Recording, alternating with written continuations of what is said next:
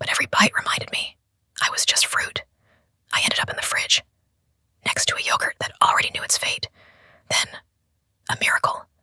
Someone said, it's not good anymore, and they threw me away, into the trash, but alive, broken, but still here. Now when you ask me how I'm doing, I say, I'm fine. But every night, I remember, some of us are simply survivors. I thought being thrown away was the end. But trash has its own world.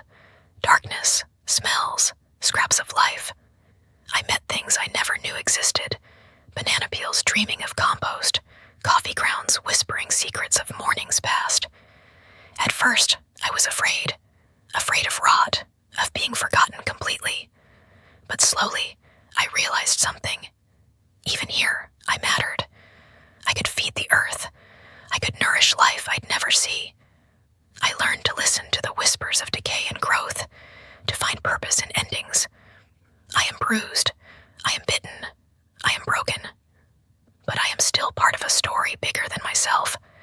And when someone passes by the trash, thinking it's nothing, I know I'm more than what they see. Time passes differently down here. Days feel like breaths like seasons. I feel myself changing, softer, warmer, less afraid. What I once thought was dying is becoming something else. Tiny movements surround me, insects, microbes, life that doesn't care how perfect I once looked. They don't judge the bites, the bruises, the brown spots. They only ask one thing: can you give something back?